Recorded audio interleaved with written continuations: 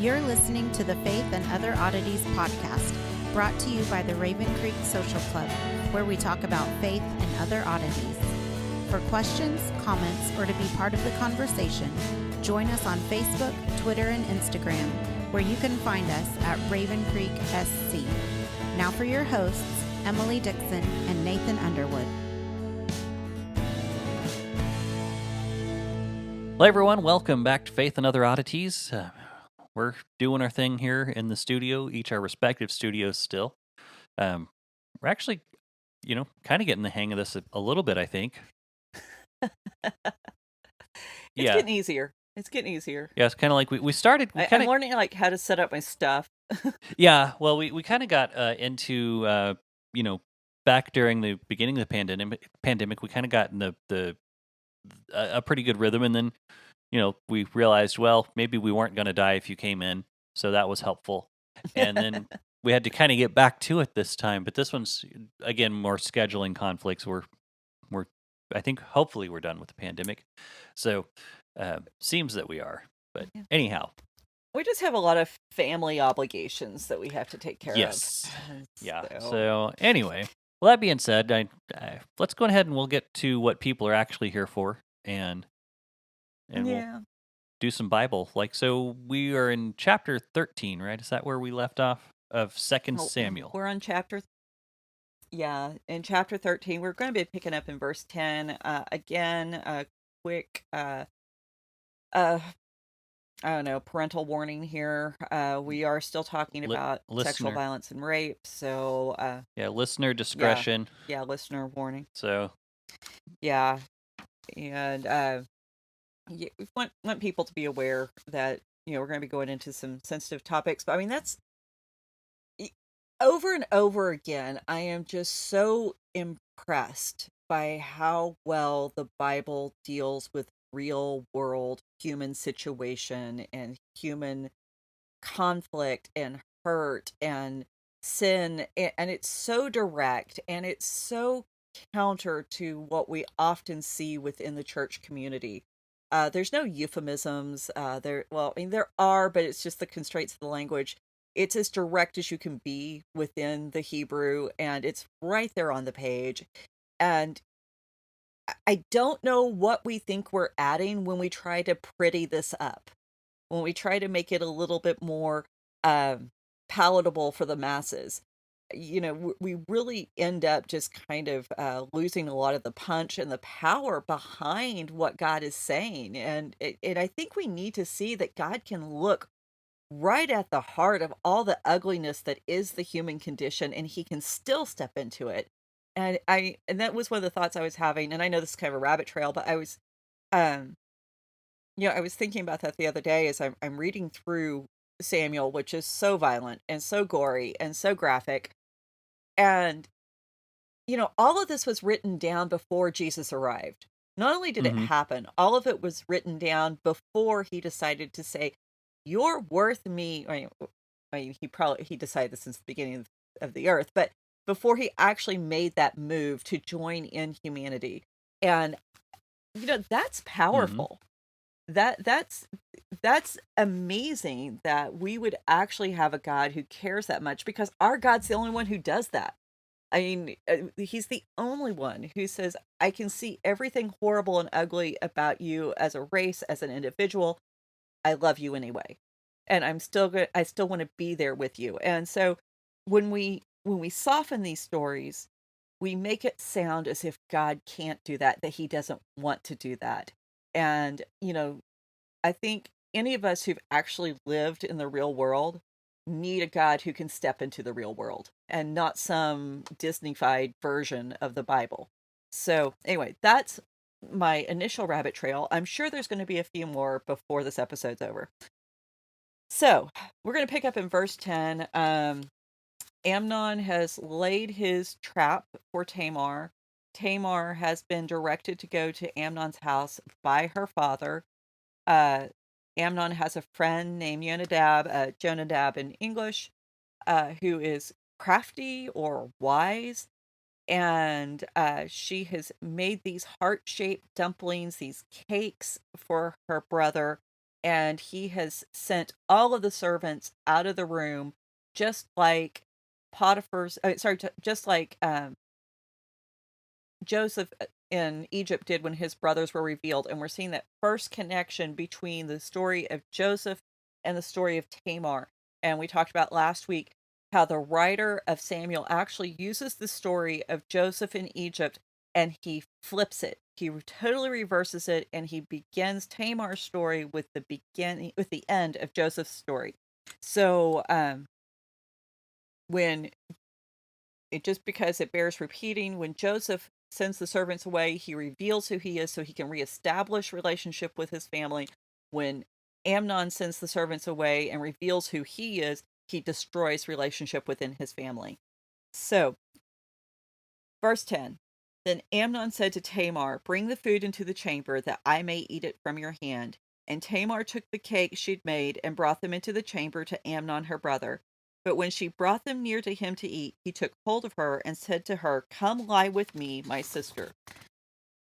So Tamar's doing everything that Amnon and her father ask her. She attempts to honor this supposedly sick man's request. And remember, in the beginning, he really put forth that image when he was talking to Yonadab. He's talking with this gasping sighs. And then Yonadab says, "Lay down in your bed, pretend to be sick when the king comes." And we're told that he pretends to be sick. And when he takes hold of her, what is interesting here is this is the same word that we have back in Judges 19 when the Levite seizes his concubine and throws her out to the mob. And we spent a lot of time on Judges 19. And it's also the same word we find again in Judges 19 where he seizes her body to butcher her. So this word has this connotation of violence. There's nothing loving or kind that has anything to do with this word, which is not what we should expect from a man who loves this woman so much that he's dying because he can't have her. So we have this contrast that's being presented in the language, but also that connection back to Judges 19. Lie with me. The last time we heard these words was back in Genesis 39:7, and this is what Potiphar's wife says to Joseph. And when he refuses, um I'm sorry, she actually seizes his coat. We have that word there again. So the verses are tied together, not just with the lie to me, but also with that word seize. And she rips his coat at that moment in time.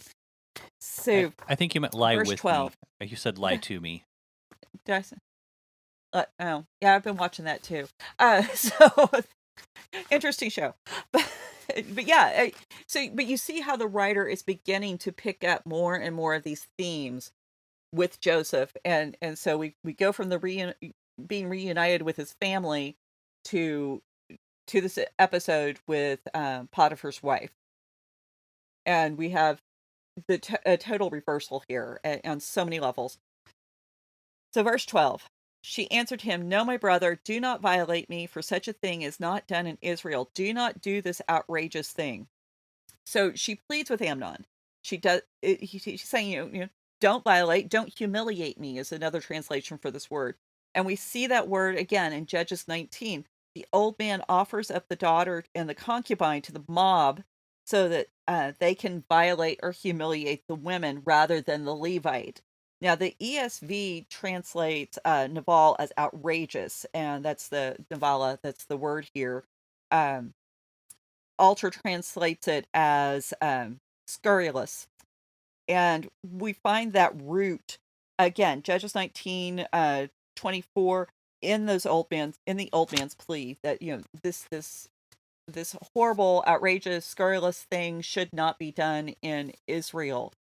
And so we've got some very definite ties back to what is probably the most sickening story in all of the Bible.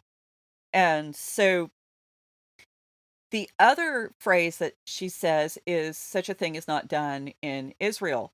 We find that in Genesis 34:7. Now, this is the rape of Dinah. And the verse reads, the sons of Jacob had come in from the field as soon as they heard of it, and the men were indignant and very angry because he had done an outrageous, scurrilous thing in Israel by lying with Jacob's daughter, for such a thing must not be done. Tamar kind of tweaks it a little bit, but it's almost an exact quote. Such a thing must not be done in Israel. Now, we've got to remember back to the rape of Dinah. This is when her outraged brothers, her angry brothers, come to her defense, and they slaughter an entire city. They take out everyone in Shechem. And a careful reader is going to realize that this is foreshadowing of what's getting ready to happen. We're being told that the outcome for Amnon's not going to be good. And we also have the slightest hint right here of 1 Samuel 25. And we're going to see how this gets tied in even more as we progress through the story. When David is confronted by Abigail, remember, Abigail urges David not to attack her encampment and her family and servants. And the root of her husband's name is Nabal. It's the same word, Nabala, Nabal. And we talked about that when we talked about Abigail and Nabal, that this means a foolish man. And so it has this connection. And in choosing to identify Amnon as a Nabala, that he's going to be doing something that's foolish or outrageous, she's actually revealing that Jonadab's wisdom is nothing but foolishness. This is what this kind of wisdom results in, even though, yes, it works to get what you want, because it's out of alignment with what God wants, it's foolishness. And it's a very subtle way, but still a very direct way of saying you need to be thinking about what you're doing. How do you want to be perceived? Because if you're not doing what God wants you to do, are you really a good representative for Israel? And we got to remember, Amnon's the heir apparent. He's the oldest son of David. So we're supposed to be wondering, what kind of man is he, and where is he going to draw those lines? So verse 13, he says, Tamar's still talking. As for me, where would I carry my shame? As for you, you would be as one of the outrageous fools in Israel. So she's very pointed with that. She's trying to reason with him. She's trying to explain to him how damaging this is going to be to her, which he should have completely paid attention to if he truly loves her. And then she's also saying, this is going to be damaging to you. And, appeal to the vanity, appeal to his sense of pride. She's trying everything in her power to get his attention. So 13b, now therefore please speak to the king, for he will not withhold me from you. This is where there's a lot of debate, because there's two possibilities with what she's saying here. Would David allow Amnon to marry his sister? Would David allow such a violation of the Torah? We don't know. David seems pretty comfortable with casting aside the Torah when it suits his purposes. And the other thing, too, is by allowing her to marry her brother, he's also taking her out of that arena of being a political pawn and being able to be used to cement some of those treaties and trade deals that kings use their daughters for. So we don't have a good answer for this. The other alternative is that she's saying whatever she can say to get out of the situation. She could be straight up lying to him, saying, this is my only way out. I need to say whatever I need to say in order to avoid what's getting ready to happen here. And there's arguments for both sides. But this is really the basis for why the rabbis tried to say that she was not his sister. They weren't so much worried about this incestuous rape. The rape already makes it bad.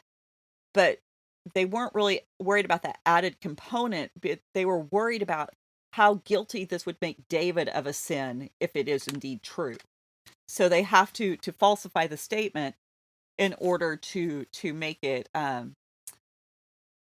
something okay to be said about David. And they're trying to defend his reputation. And we've already seen, because we took time to look at that when we went over David and Bathsheba, how far they're willing to go to deny even what's on the page in order to vindicate David's actions. So verse 14, but he would not listen to her, and being stronger than she, he violated her and lay with her. Now, Alter's translation, this is why I love Alter. Alter preserves kind of that energy that runs through this verse. It's far more jarring. It's far more forceful. It's supposed to have that impact. He overpowered her and abused her and betted her. I mean, the ESV, even though it's literal, it still doesn't have that same just in your face kind of quality that Alters does, which is more in keeping with the Hebrew. Now, unlike the male Joseph, who was able to escape, Tamar, she's at the mercy of this man with a single-minded purpose. Amnon's decided what he's going to do. She's not going to get away.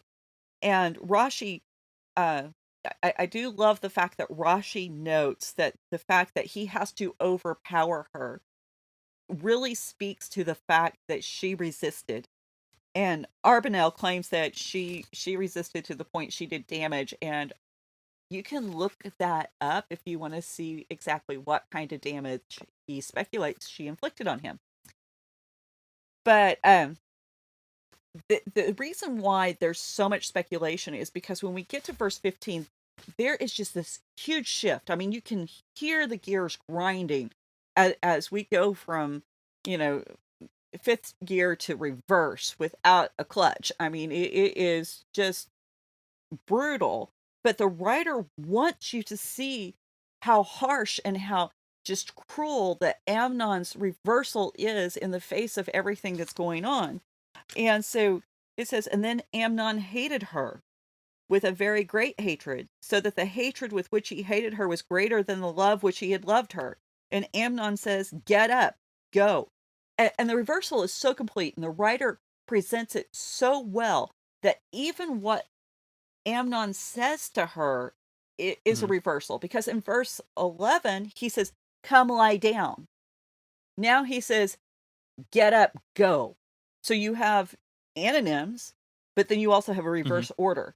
And that's how skilled this writer is, that he's going to even pay attention to that little detail. So hatred's replaced love, aversion and disgust have replaced desire. And, any reason we're going to put in here is going to be speculation. Let's just be clear about that. The writer does not tell us, absolutely doesn't even try to explain why that Amnon makes this shift. And it could be that, the only reason why he was so attracted to her goes back to the beginning of the story. He didn't see how he could do anything to her. He believed it was beyond his power to do anything to her. And so, a spoilt young rich kid, he's a prince. Maybe the biggest appeal was the fact that this was the one thing that was off limits. And we all know people like that. People who want something simply because they know it's off limits. People who may not even have thought of wanting something until someone actually said, hey, by the way, you can't have that. Yep. So, and so the other thing, if we want to try to impart some humanity into Amnon, which really I don't care about doing because I'm just that heartless, is that, by even looking at her, he's having to look at what his own sin is. He's going to have to look and confront himself and what he's done just by seeing her, and that he couldn't bear it. That tells me that, people who promote that view are basically saying that he's got a conscience. We have seen no evidence of that in the text. This is not, he saw her and was overcome with passion and he made a horrible decision. This was, he plotted this out. And the fact that he even said, he doesn't want bread, he doesn't want food, the words that even Jonadab and David had used to describe what Tamar was supposed to fix, he wants the labah. He wants the labab, the heart-shaped cakes. He knew what he was after. And so, whatever the reason is, the fact that he allows hatred to overtake his desire and supposed love for her, it just leads him deeper into sin as we see revealed in Tamar's response. But before we get there, we need to look at another link this has back to that rape of Dinah. Not only do we have such a thing should not be done in Israel, um, after Shechem had raped Dinah, we're told his soul was drawn to Dinah. He loved the young woman and spoke tenderly to her. So Shechem spoke to his father, Hamor, and said, "Get me this girl for a wife." So that's Genesis 34, 3 through 4. And the implication of what Tamar's saying is such a thing's not done in Israel. It might be done other places. And we're seeing that it from Genesis, it was definitely something that was done in Canaan. It was something that was practiced by the Canaanite kings. This is what those kings like other nations practiced, which is one thing we can't have in Israel. That's what the whole story of Saul was there to show us. But we also see something interesting, that this statement that was made by these two brothers who were so angry over the abuse their sister had encountered, that such a thing should not be done in Israel, has become the standard for Israel. That this is something you don't do. You don't violate women in Israel. And your sisters are to be protected in Israel, in contrast to the Canaanite nations, which is totally at odds with every other culture around them. And it's fabulous that Israel can even make such a statement about itself when you consider the state of the rest of the nations of the world at this time. And when we see this happening, and we think back and we contrast it with that story, we are really being shown that in this moment, Amnon is not just like a Canaanite king, he's worse than a Canaanite king. That's how evil he is. And when you think about who the Canaanite kings were, we talk about the sons of God. We talk about the fact that a lot of these kings were representatives or the embodiment of gods, maybe even direct descendants of the Elohim.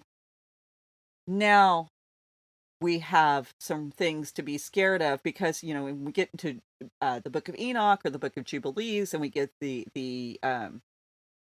story of how demons came into being, which are the disembodied spirits of these kings. Oh my goodness. How evil is, how evil is Amnon, that this is what he's being compared to. So Tamar's response, though, tells us that Amnon throwing her out is even worse. And it also reveals a lot about the attitude towards rape within this culture and how it really differs from modern perception. So verse 16, we're going to read it. But she said to him, "No, my brother, for this wrong, and sending me away is greater than the other that you did to me."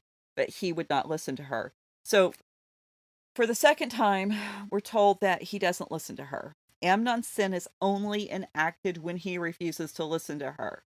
So there's a lesson in there, I'm sure, but we're not going to make too much of it on this episode. But when we, as modern readers, read this, if we're being really objective, and we stop trying to read it as in, okay, what the Bible says is right, and I'm just going to accept what the Bible has to say, but really think about how this would play out in our culture, it makes no sense. We would think that the first reaction of a woman who's raped is to get away from her rapist. And she's begging for him to let her stay. She's telling him, what you're doing in sending me away is worse than actually being raped. That tells you something about her mindset and about the cultural values that we just don't have at play today. And we need to be okay with their culture being different. And the thing is about rapists in this society is they owed a debt to their victim. That was how it was viewed. He had just ruined all of her future prospects for a marriage. And for a woman, being married wasn't just a matter of love and romance. It was the source of security. It was making sure you got to eat on a regular basis. It made sure that You could have children, which made sure you got taken care of in your old age. There were no such things as nursing homes. The worst thing you could be was a woman who had never been married, who had never experienced any kind of security Mm-hmm. financially within your family. You needed this to survive because you did not survive outside of community within this kind of culture. And there's just no getting around this. We can be kind of autonomous today. We don't have to have a lot of impact from other people within our culture, or at least we think we don't have to. We discount the fact that, food is raised by someone else, it's shipped by someone else, it's put on the grocery store shelves by someone else. And we've got all these things that are brought into our lives by other people, but we never have to interact with the people directly. The difference back then is you didn't get to skip those steps. You knew the person who grew your food. You probably were the person who grew your Mm-hmm. food. And so you need community to survive.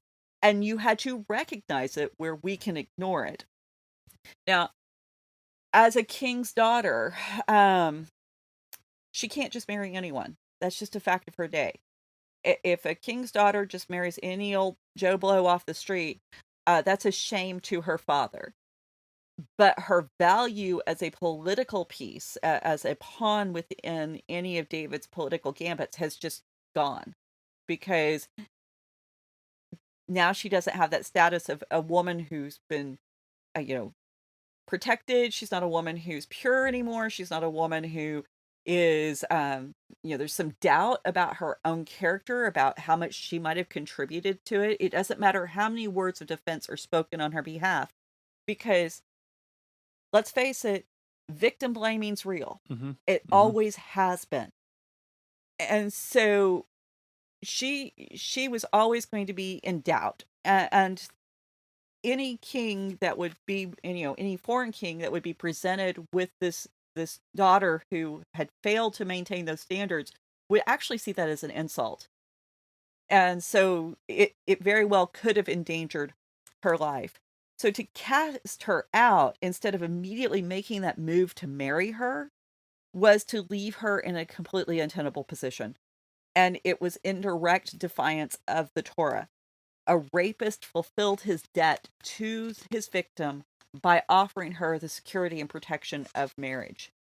And so Tamar says that being denied that right, be given that security and protection, it is worse than the violence she had just endured. And so she resists being removed. She resisted at the same level that she had resisted being raped. So verse 17, he called the young man who served him and said, "Put this woman out of my presence and bolt the door after her." Now, Alter picks up on the chilling nature of what Amnon's saying.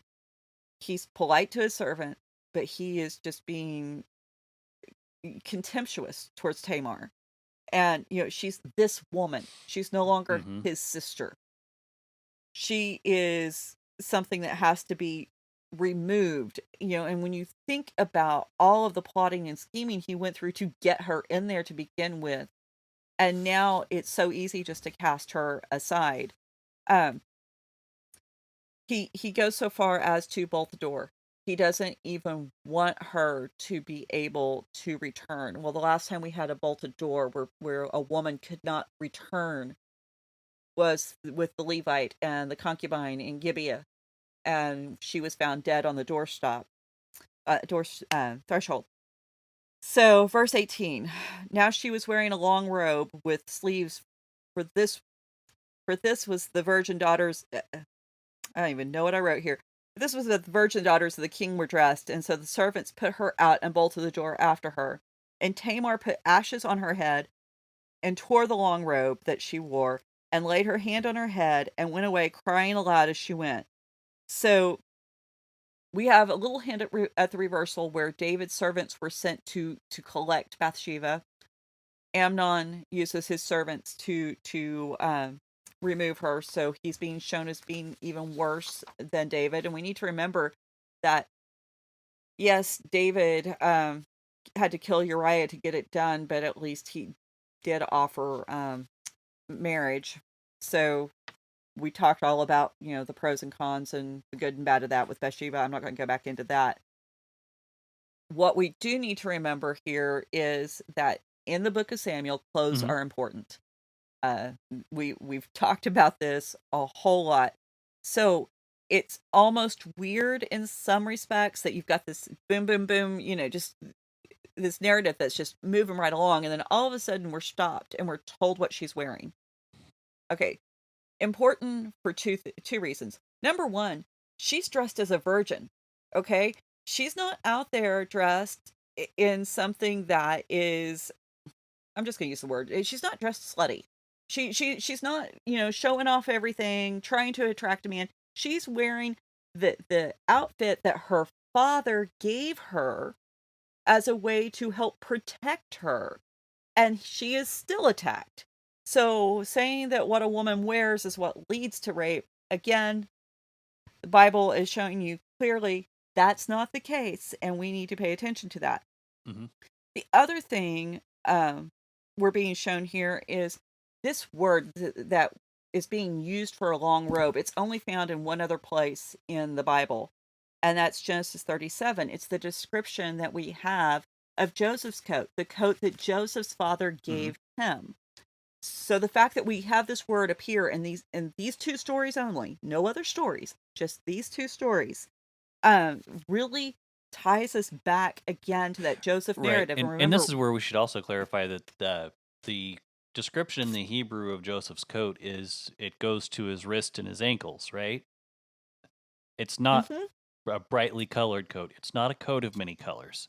So I think we should kind of clarify right, that too in how that plays into mhm, it's not a garment to bring, well, I mean, sure Joseph's brought brought him a lot of attention, but it's not the wrong kind necessarily of. the kind of attention. It's not exactly something that, you know, you can't blame the way she was It's dressed. not revealing.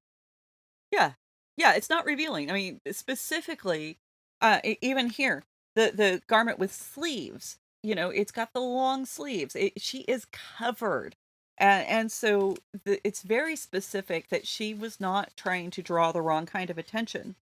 Now, in both the stories, these ornate robes are torn. Tamar tears hers in response to the violence committed against her. Joseph's coat is torn as part of the violence committed against him. You remember it was to deceive Jacob into Mhm. thinking he's dead. Tamar tears the robe that her father gave her to reveal what's been done. Joseph's robe that his father gave him was torn to conceal what had been done. So we have this again, that reversal. And in this moment, Tamar is incredible because she doesn't slink away in shame. She doesn't hide anything in some misguided attempt at protecting the family's reputation. She doesn't try to avoid division. She isn't part of some kind of satanic agenda to cause division. She is speaking the truth, and she is revealing what's happened to her. She's on the street. She's been kicked out. She's got ashes on her head. She has torn her clothes. She is wailing. She's not covering this up. And I'm like, that is so incredibly brave, because the automatic, almost instinctual response for a woman who's been in this situation is to hide. It's to conceal. You to go out into the streets and let people know that this has happened. This is guts on this gal's part, Mhm. and I am just I was just blown away when I realized that. So, we got to remember who she is. We are being presented with a very strong woman. She attempted to reason with Amnon from the very beginning, and he refused. She tried to mitigate the damage of what he had done and tried to even protect him. And again, he refused. And then she refuses to hide in the shadows. And you just, I don't know. I'm really, I was just blown away with her, because so often she's presented as this tragic figure instead of this figure of strength. And yes, what happened to her was tragic, but she isn't what happened to her. And so she actually manages to do things that so many women are advised not to do. Don't make a big deal out of it. Keep it quiet. Don't cause problems. We don't want to, stir up the gossip. We don't want to, slander a godly man. I mean, she is bringing charges against the future king of Israel here. And so she is actually superior to Bathsheba in a lot of respects as far as her response. But this is also a reversal from the original Tamar. Because if you remember, Tamar back in Genesis, when she was, she'd married Judah's son. We're told God doesn't like him. We're not told why. God kills him. Then she marries the second son in a Levirate marriage. He refuses to get her pregnant like he was supposed to do, so God kills him. Judah sends her back to her father's house and says, I'll call you when the third son gets old enough. But Judah decides not to, because he's convinced the reason why his sons died isn't because they're horrible people, but because of this woman. And Tamar says, I'm going to get what's mine. And what is mine is a son. And so she dresses, again, the clothing, she dresses as a temple prostitute, and she goes out and deceives Judah and brings him into her bedroom. She conceives, she has the son. This is a son who becomes great grandfather to David and to Tamar. And so I believe it would be 6, because it would be the same number. Anyway, but the reversal here is this Tamar doesn't put on clothes to hide her identity. She doesn't try to conceal what's happening. She actually uses the clothes to reveal. And so it is this very beautiful reversal, because both women are strategically using the clothing for the same purpose. And the purpose is, I need justice for a wrong that's been done to me. And I think it's a really interesting commentary that the women's clothing becomes this tool. And I think most women know that clothes are something we use. And we use it to express our mood. We use it to demonstrate who we are. We make statements with our clothing all the time. I've been told that this says I'm a grandma. But anyway, the clothing is important, because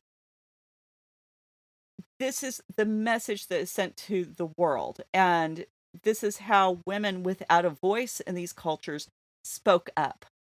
And so it's a very interesting thing. And it makes me wonder, when we as women today feel like we have to dress a certain way in order to convey certain messages, are we saying we don't have a voice? And I'm not saying that's right. I'm just wondering if that shouldn't be something we should consider.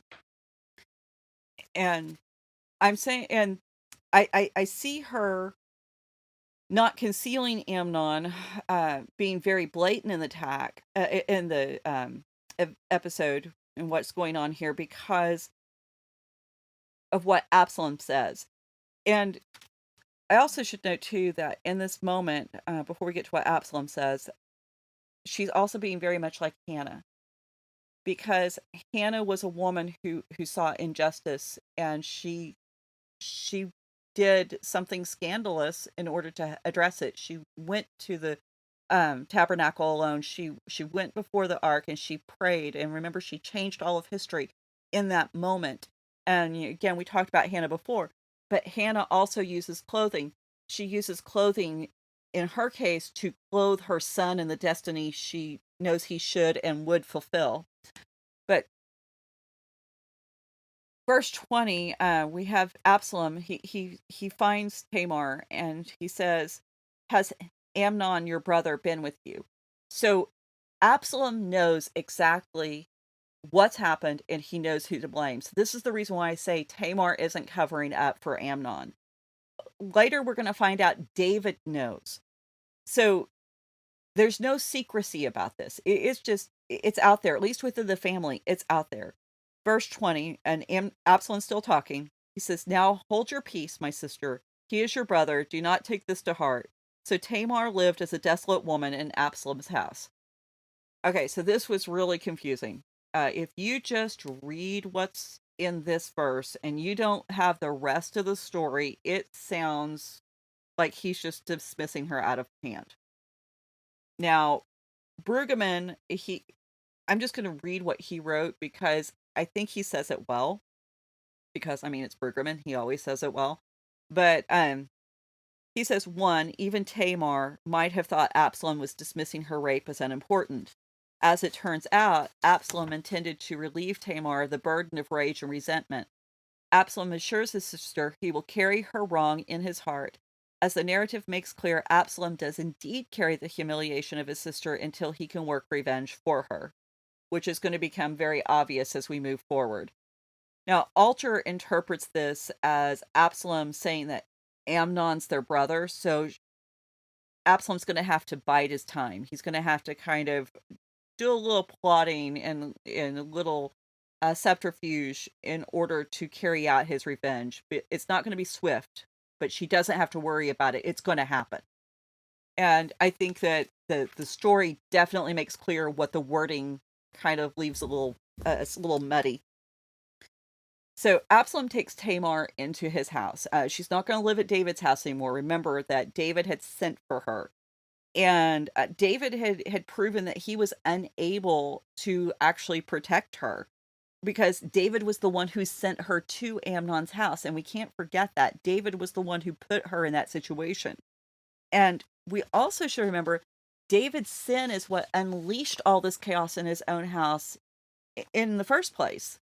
So in this moment, Absalom and very much is acting as the kinsman redeemer. Now, I mean, there's no marriage involved. He's not marrying his sister, but he's providing her with security and protection. He's making sure she has that provision. And so there is this little slight allusion to Ruth here. And so there's going to be more that actually reinforces the fact that this is an allusion to Ruth. But again, we got to get there because this writer, all the threads. Verse 21, when King David heard of all these things, he was very angry. Great. What's he do? Not a thing. What's he say? We're not told. For all intents and purposes, David's silent. He does absolutely nothing for her. And not only does he not do anything for her, he doesn't do anything about the Amnon problem. And the thing is, this again takes us right back to the rape of Dinah, back to that Genesis 34. Because when Dinah is raped, remember, he never said anything. He never addresses the problem. It's only Simon and Levi who speak up and say, this is not going to go unaddressed. We're not going to act like this is okay. You don't get to treat our sister like a prostitute. And so Tamar at this point is wholly reliant on Absalom because her father is completely inactive. He's not being a father. And it's the same as when Dinah is reliant on Simon and Levi. Now, the thing with Dinah's story, what we're never told is how Dinah feels about it because she never speaks. Tamar says, you're going to hear my voice. You're going to know how I feel about this. Dinah doesn't have that voice. So the fact that Tamar speaks up is very important and it's very significant. And we aren't even told that, Dinah may have wanted to marry the Prince of Shechem. We don't have that bit of information as we talked about in the previous episode. But the other thing is, what would David say? Because we took that nice little long break where we talked about David and Bathsheba, and then we went to Psalm 51, and we got to spend a few weeks there, and we weren't having to keep digging through all the muck of 2 Samuel. In 2 Samuel, you have David and Bathsheba's story concludes in chapter 12, and then we pick up with Tamar and Amnon in chapter 13. So there is no break. This all happens on the heels of what David had done to Bathsheba. And so the fact that Amnon does this now, is he really going to pay attention to his father? I mean, David's lost all credibility as the moral compass of their family at this point. Right. He's ruined it.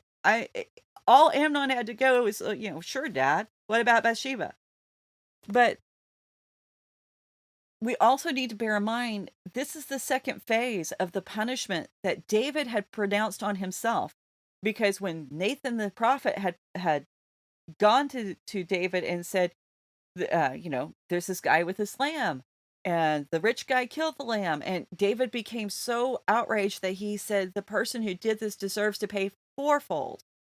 So the first payment that David's house is going to pay is in the death of the son with David and Bathsheba. We already went through that. Now, the second element of that payment is the violence he committed against Bathsheba is now happening to his own daughter, the daughter he should have been able to protect. And the final third and fourth payments are going to be the deaths of Amnon and Absalom, and we're going to talk about why that's such a high cost. So verse 22, but Absalom spoke to Amnon neither good nor bad, for Absalom hated Amnon because he violated his sister Tamar. So all of that's been set up. That has been the prelude to the main story. And the main story, it really is about Absalom and David. And Absalom has now arrived on the scene. We were introduced to him in the first verse, but he has not been a part of the story up until he approaches his sister Tamar and he asks her that question. And the writers delayed bringing him into the story because his actions within the story are actually delayed, which we have some questions there. Why did it take so long for Absalom to act? Because when we pick up in the next verse, what we're going to find is it's 2 years later before Absalom actually does anything.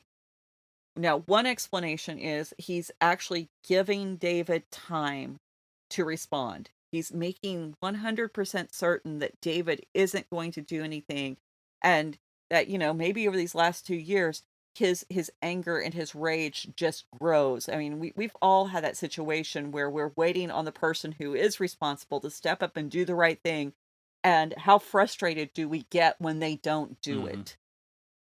The second reason is to give, or second possible reason is to give Amnon a false sense of security so he can carry out his plan. So we're going to pick up in verse 23. After 2 years, Absalom had sheep shearers at Baal Hazor, which was near Ephraim, and Absalom invited all the king's sons. So there's some debate about exactly where Baal Hazor is. We really aren't sure. I found like 4 different translations of what Baal Hazor is. We know Baal means Lord. It can be either just like a sir, or it could be addressing a god. We don't know. But one of the more popular ideas about where it could be located is that it was somewhere between Shiloh and Gibeah, which is very interesting if that's true, because now this connects us back to Judges, because Shiloh is where Eli's sons had been abusing the women who worked in the temple or in the tabernacle, and Eli failed to correct his sons, which connects us, that's another story that it connects us right back to, because David, once again, just like Eli, just like Jacob, he's not speaking up. If it's Gibeah, that's also, Gibeah being on the other side, now we have that connection back to the Levite and the concubine, and where she has been raped and she's been killed and her body's been dismembered. And so we have almost from one end of the Judges actually to the other end. So because Judges opens with Shiloh and it closes with Gibeah. So very interesting if this is the case, if that's where it is located, because even the location would be very symbolic. Now, the time for sheep shearing. This is a time for friends and family to come and gather around. There's going to be big feasts. There's going to be big party. We already know that. Why do we know that? Because in 1 Samuel 25, when we had Abigail and Nabal, this is when David goes to them and says, "You got so much food, and we've been so good to you. Our guys have guarded your flocks. We've made sure none of your men were hurt. And so as payment, you can feed us, because that's what you're doing right now. You're feeding the community." And of course, Nabal refused that idea. And when Nabal refused, David swore, he said, "I'm going to kill everyone."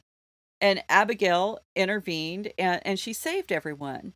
And then, of course, when Nabal finds out what Abigail does, because Abigail tells him, because that's the kind of woman she is, he has what appears to be a stroke of some sort. And then at the end of 10 days, God strikes Nabal dead, and she becomes the wife of David.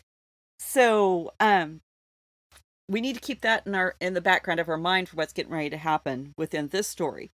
So we're told that Absalom invites all of David's sons. So first off, we have a reversal from Nabal, because Nabal didn't want anyone there. Absalom wants them all there. This is one of those instances too where all does not mean all. And I know you're going to hear that on the internet. When the Bible says all, it's not necessarily exactly all. And we know that because he invites all the king's sons, but he's got to go back and invite Amnon separately. So there seems to be this blanket invitation that goes out, and then there's a special singling out of Amnon.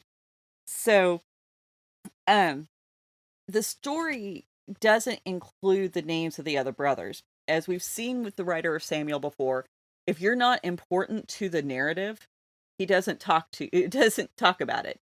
He's very selective in the details he includes. And this story is very focused on Amnon and Absalom. Now, the obvious reason is that they're the main characters. They're the main participants in this story. Mm-hmm.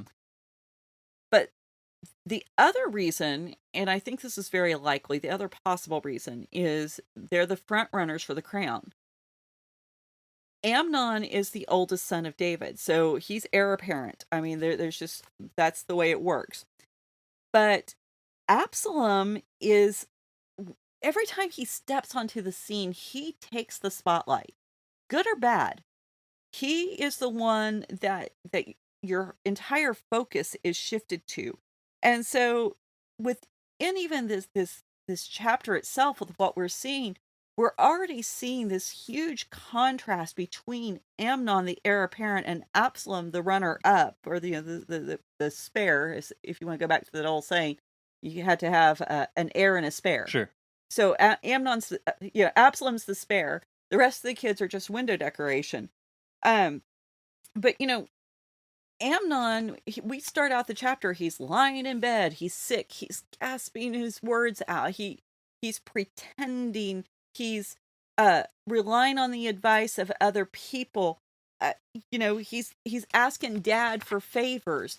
Where Absalom, I mean, he's keeping his own counsel, he's not talking to anyone, he asks for nothing, he's taking care of business at Baal Hazor. He provides for his siblings instead of asking that a sibling provide for him. He jumps to Tamar's defense. He doesn't plot out how he's going to react to his sister. He actually immediately. Oh, sorry about that. Forgot to set it on Do Not Disturb. Yeah. So actually, it was on Do Not Disturb. I evidently didn't have the screen locked. So one moment, as our mother. And I want to make sure that she knows that I'm not ignoring. Yeah. Tell her, give you 8 minutes. 8 minutes, yeah. So, but we like Absalom in the story because he's everything Amnon isn't. He's the stand-up guy in this moment. So verse 24, and Absalom came to the king and said, "Behold, your servant has sheep shearers. Please let the king and his servants come to join us with this feast." Is what's going on. David knows what's happening here. He's familiar with this tradition, and it's, "Hey dad, it's party time. Come have a good time with us," is basically what he's saying. But verse 25, but the king said to Absalom, "No, my son, let us not all go, lest we be burdensome to you." And he pressed him, but he would not go, but he gave his blessing. So there's two ways to read this. The first one is as a critique. We know that David likes to stay home now. This is what got him into trouble to begin with. He wants to stay home. And so, and anyone who's taken care of aging parents, like obviously we do, this speech. It's just too much trouble to get out. You kids go have fun. It's normal. It's typical. The second way to read it's a little bit more generous, and it says that David's being sensitive, hosting a king and everybody who comes with him, the bodyguards, the servants, the royal court, the counselors. They have to be fed. They have to be housed. And it was actually, even in Europe, when you talk about royalty visiting someone, that came at a very high price tag. Yes, it was a great honor, but it could also break an entire estate. And some kings were even known to go visit estates that they wanted to claim as their own, just so they could drive them into Right. bankruptcy. So, that's something that didn't change. And Absalom may very well have known that his dad would turn him down. And this may have just been a ploy to set up his next move, because he seems like a guy smart enough to do this. But he did get one very important thing. He got David's blessing. And once again, we're reminded of that parallel back to where David's words bring catastrophe. Whether we're talking about sending Uriah out with the message, whether we're talking about sending servants to go get Bathsheba, or whether he's the one who says whoever did this needs to pay fourfold, or sending Tamar to Amnon's home. David needs to think about what he's saying more. That's all. It's amazing that a man so good with words created so much trouble, but also it kind of makes sense that if he has the power to do so much good with his words, that he also has the power to do so much damage with them. Mm-hmm. So, verse 26, then Absalom said, "If not, please let my brother Amnon go with us." And the king said, "Why should he go with you?" But Absalom pressed him until he let Amnon and all the king's son go with him. So there's a couple of questions this would cause us to ask. Why does Absalom have to ask for special permission for Amnon to join him? Amnon is a man at this point. He's got his own house. He's got his own royal advisors. He's got his own servants. And so he was running his own business at this point in his life. But Absalom is having to say, "Hey, Dad, give me permission for this grown brother of mine to come join us." Mm-hmm. And, why is David so reluctant? Uh, there's a possibility that as the heir apparent, that Amnon did have special considerations and special protections in place over his life to make sure that he survived. That wouldn't be unusual for a prince. It could be that David suspected that Absalom wasn't as okay with what went on as Absalom had made it appear for the last 2 Yeah. years. Maybe Absalom going, "Hey, it's 2 years. Do you think maybe everyone's over all that?" Well, and that's the beauty of the writer, because the writer doesn't give you time to actually stop and think, okay, has Absalom changed his mind? Is Absalom gonna um kind of try to bring some reconciliation to the family now? Because he immediately jumps in with verse 28, which reveals Absalom's attempt. And the writer forces us to look back at David and ask those questions instead of Absalom. And because the focus is, yes, these are the guys doing the deeds, but this is where it all began. It began with David. David's the one who caused all this.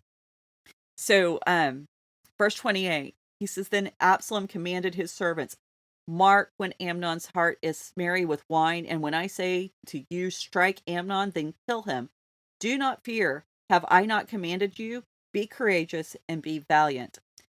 Now, in this, Absalom is taking a page from his great, great, great, great, whatever grandmother's book. If you remember Ruth, who waited until Boaz's heart was merry with wine, and she marked where he laid down so that she could go and approach him in the night. Mm-hmm. But we also have this reversal, because instead of protecting and giving life through this time of being drunk and merry of heart, we have the taking of life. We also have a throwback to that Nabal and Abigail story, because again, we've got the sheep shearing. This is when it happens. We have the merry heart. Nabal had a merry heart. That's whenever he suffered what was a stroke. But the thing is, we're told specifically God strikes him dead. And Absalom, in this moment, note the language, "Do not fear. Have I not commanded?" Just like David used God's language when talking to Mephibosheth, now Absalom is using the same language when he speaks to his servants. And oh yeah, I mean, it's really amazing how the writer pulls this in. And Amnon, who had acted like a fool, is now going to die like a fool. And it's so pointed and so just right on the nose with the Abigail and Naval story. Now, another little clue here, too, that we shouldn't miss is this really gives us some insight into Absalom's character and nature. And he is evidently very much like his father in some other respects, too, because he's able to inspire great loyalty by his men. If his servants are willing to kill the crown prince, the heir apparent to David, we're back to flies in the room again. You know, they must really believe that he is capable of defending them, and he's a really strong leader already by this point. Now, one final question I'm going to leave us with before we go, because the writer leaves it kind of open-ended for the reader to speculate about. Was Amnon Absalom's only target in this? Because the initial invitation was not to Amnon. The initial invitation was to David. And would Absalom have killed David if he showed up at the dinner party? Well, that's something I had never considered. Yeah, because either Absalom was so sure of David's response, and he knew that he could convince David to let Amnon come as kind of a consolation prize, or Absalom had bigger plans than what happens here. And so we're going to talk some more about maybe what the rest of Absalom's story will tell us about this. And what can we read back after we know what happens beyond this fateful dinner party.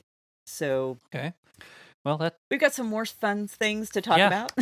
Well, there's a lot to process there. I did not have a lot of commentary on this, just because there's so much and it is so dark that, I mean, I'm waiting for something, but I have not got a lot to say right now. It's just kind of taking it all in and learning. So hopefully everyone out there is enjoying it and learning along with us. If you are, hit us up on the internet, Raven Creek SC, on the social media. RavenCreekSC.com is where you can find your show notes and some of our other shows. If you would like to help us out, one thing I would ask is if you would subscribe. I realize we don't ask for a lot of help. I know a lot of other places do, but subscribe, hit the like button, share with your friends, share with people you don't like too. I mean, they might like it too. I don't know, but yeah, that's probably leave us a review. Those are the things that really make the biggest impact for shows like this, because it is all of the Raven Creek stuff is basically run independently with almost a zero budget. So it helps us out to share those things with your friends, and gets us in other people's ears, especially if you think the message is valuable. Why wouldn't you want to share? So hopefully you think that what we're doing is valuable, and I'm going to end my spiel there. So, Emily, do you have anything else? Oh, I was just thinking, if nothing else, we get you asking good questions. Yes. Hopefully, that's important. That's critical, I think, to reading anything well, is how do you ask good questions? So I'm great with questions. I may not always have answers, but we can start there. We're always good with questions and sarcastic comments. We've got those typically to spare. So anyway, until next time, we'll see you on the internet. Thanks. Bye. Bye. You've been listening to the Faith and Other Oddities podcast, a Raven Creek Social Club production. Don't forget to follow us on Facebook, Twitter, and Instagram. If you like what you've heard, please write us a review on iTunes or consider supporting us on patreon.com/RavenCreekSC. As always, thank you for listening, and don't forget to join us next week.